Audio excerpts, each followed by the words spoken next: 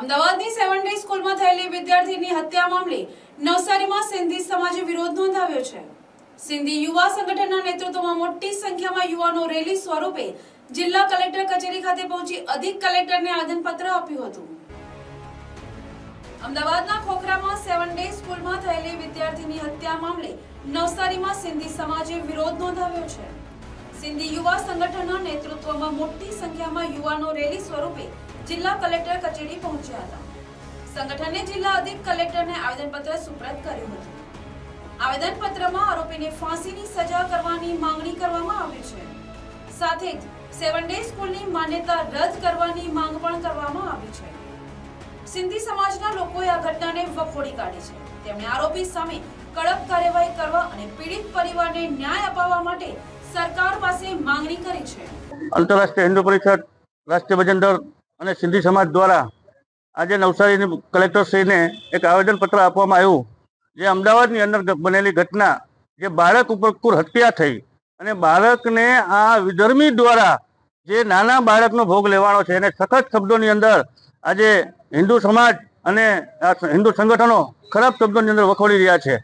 ભૂતકાળની અંદર પણ નવસારી શહેરની વાત કરીએ તો નવસારીમાં 7 ડે સ્કૂલમાં ધર્મ પરિવર્તન કરતા પણ શિક્ષકોને પકડ્યા હતા। આજે પણ 7 ડે સ્કૂલની અંદર એક નાના બાળકની હત્યા થઈ છે। તો આ લોકો આજ સુધી શું કરી રહ્યા છે, જે પ્રશાસન?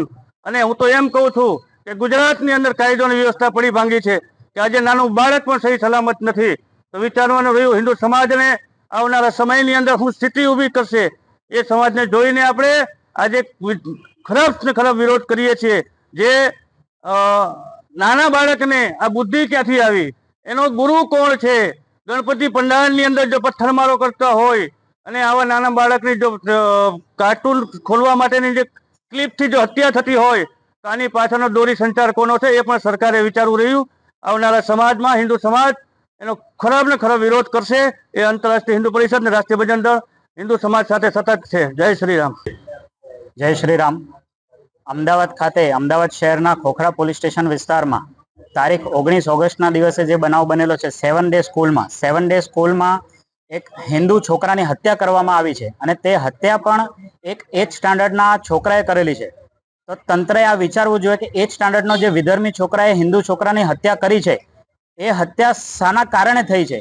એનું કારણ એ છે કે વિધર્મીઓના જે એ લોકોના જે સંસ્થાઓ હોય છે, ત્યાં સંસ્થાઓમાં એ લોકોને એવું શીખવવામાં આવે છે કે હિન્દુ કાફિર છે।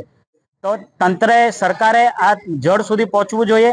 અને બીજું કે આ જે હત્યાનો બનાવ બન્યો છે ત્યાં 7 ડે સ્કૂલના દ્વારા એ સ્થળ ઉપર લોહીના નિશાન મિટાવવાની પ્રયત્ન કરવામાં આવેલું છે, જેના માટે સરકારે કડકમાં કડક પગલાં લેવા જોઈએ। અને જો કડકમાં કડક પગલાં ન લેવામાં આવે તો આવનારા ભવિષ્યમાં સિંધી સમાજ અને સમગ્ર હિન્દુ સમાજ ઉગ્ર આંદોલન કરશે, તેવી અમે સરકારને આપના માધ્યમથી જાણ કરીએ છીએ। જય શ્રી રામ।